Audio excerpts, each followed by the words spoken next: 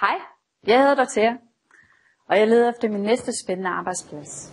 Den her. For at skille sig ud i papirbunken hos arbejdsgiveren, ja, så vælger flere og flere at gøre som Dorthea i jobansøgningen. Her altså sende et videoklip sammen med ansøgningen. Velkommen Dorthea Thiro Petersen og Michael Meyer Christensen. I er begge to jobsøgninger, og I har også begge to valgt at lave en video, som I har sendt sammen med jeres ansøgninger. Dorthea, hvorfor synes du, at det var nødvendigt med netop sådan en videoansøgning også? Jeg ved ikke, om det var nødvendigt, men chancen var der, jeg greb den. Og for mig, der giver det mig en mulighed for at skille mig ud i bunken af ansøgninger. Og jeg synes, det giver et helt stykke billede af mig. Fordi at på mit tv, der står der kompetencer og hvad jeg har lavet osv. Men videoen kan præsentere min personlighed. Så jeg synes, det giver et bedre indtryk. Du havde det godt med det, Mix. Vi ser mere til din personlighed lige om lidt, når vi ser din video. Michael, du har også selv optaget, eller du har faktisk selv lavet den. Det der forskellen på jeres to, er, at du fik hjælp af et firma, men du lavede den selv hjemme i stuen. Lad os lige se et klip fra din ansøgning. Jeg søger salgsjob i form af salgskonsulent, account manager eller lignende. Det gør jeg, fordi jeg ved, at jeg kan sælge, og at jeg er god til det. Især igennem min tid som salgsleder og afdelingschef. Jeg vil være en god medarbejder for din virksomhed, fordi at jeg engagerer mig 100% for det, jeg laver. Michael, hvad fik dig til at lave ansøgningen her på den måde? Jamen, det var ligesom Dorthea at prøve at skille mig ud af bunken af ansøgninger. Få muligheden for at komme til samtale. Man siger jo, at det skrevne ord det kun dækker cirka 7% af, hvad folk opfatter. Hvorimod at kropsholdning og kropssprog og så videre, det gælder faktisk omkring 90%. Følte du så også, at det var dig, du fik præsenteret, Michael, som du er, da du stod der? Ja, det synes jeg. Fik de 90% med? Det synes jeg. Altså så, det giver lige det sidste og gør det, at man får muligheden for at kan komme til en samtale. Og hvordan har arbejdsgiverne så reageret på din ansøgning? Jeg synes, det har været positivt. Altså de siger, at de synes, det er rimelig professionelt lavet, at det er godt gjort, og man tør at gøre det. Man har mod til det. Så du er simpelthen, det har virket godt for dig. Dorthea, du valgte jo så netop at få hjælp af nogle professionelle. Lad os lige se, hvordan det så endte. Som du kan se i mit tv, så har jeg prøvet forskellige roller i en virksomhed. Hvad du ikke kan se, det er, at det er min nysgerrighed til at lære, min villighed til at vidensdele, og en stædighed til at ville lykkes, der har været min drivkraft. Som person, der er jeg en ildsjæl, der arbejder engageret og loyalt med de ting, jeg har mellem hænderne. Hvilke tilbagemeldinger har du fået på videoen? Jamen, en af positive tilbagemeldinger. Hvad siger du?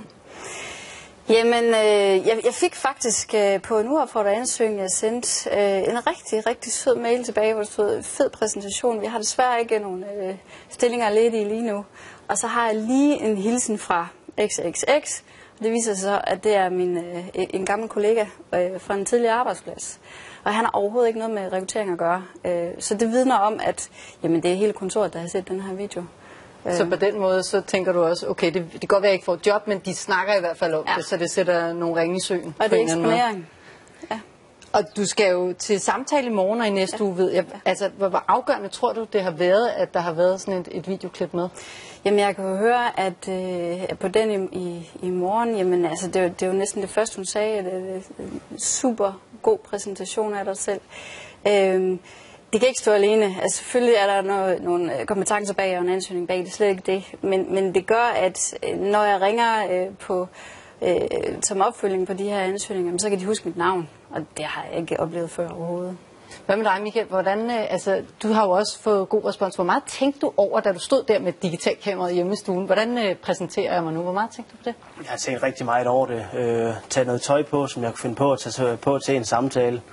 Jeg har simpelthen lavet et manuskript over, hvad jeg ville sige. Tage nogle ting fra mit CV for at supplere den. Det er jo ikke et video-CV, skal for mig ikke stå alene. Det skal være et supplement. Var det svært at stå der alene med kameraet? Meget. Altså, jeg stod i 2 timer og filmede mig selv. Og tilbage og kigge? Ja, lige præcis. Og bare lære det her lille manuskript udenad. det er meget grænseoverskridende, men også en sjov prøve. Nu, inden vi taler videre, så har der faktisk stået en kommunikationsekspert og lyttet lidt mere på det, I har sagt og set de her små videoer. Sune Bang, velkommen. Kom ind her.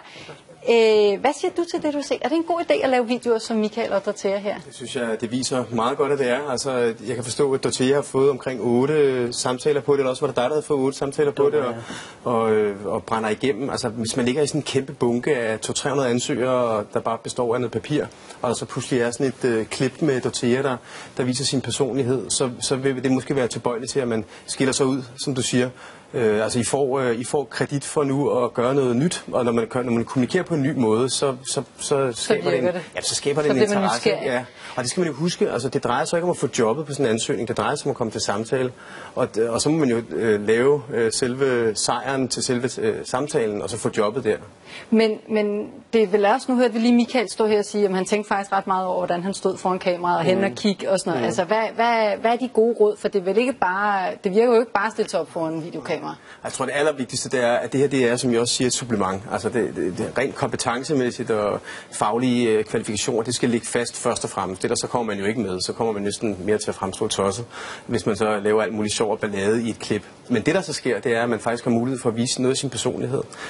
Og det er med Dorthea herude, jeg har set din video, der kan man jo pludselig mærke mennesket bag en ansøgning. Og det kan man altså gøre en lille smule i videoen, op imod noget papir. Noget af det, Dorthea, du jo gjorde i din video, er, at du står med et ballondyr og siger, det får en forklaring på senere. Hvad siger du til sådan noget, Sune Bang? Fordi er det en god idé at stå med sådan nogle ting, for eksempel? Altså, det er modigt. Det er modigt at gå ind og begynde at tage et ballondyr med i forbindelse med en seriøs stilling. Men det, Dorthea gør rigtig fint, jo, det er, at hun til allersidst fortæller om, at det faktisk har noget med hendes person at gøre, at hun laver ballondyr i sin fritid. Og det giver jo sådan en kant i forhold til mange andre ting. Så kan det godt være, at man bliver omtalt som hende med ballondyrene. Men det er jo bedre end at blive glemt. Så bliver man omtalt i det mindste, ikke? Det er jo det, der er situationen nu. Og så i øvrigt, at man så i øvrigt er rent faglig, som Michael også er i sin, altså fortæller om alt det, man kan. Det giver noget gennemslagskraft. Nu siger du så, at det her er det nye. Ja. Er det her så fremtiden? Skal alle nu til at sende videoansøgninger, eller hvad? Altså, ja, det tror jeg kommer til at ske nu, ikke? For nu har det været i aftenshowet, så derfor så er der jo alene der, så er der nok mange, der siger, så må jeg putte det ovenpå.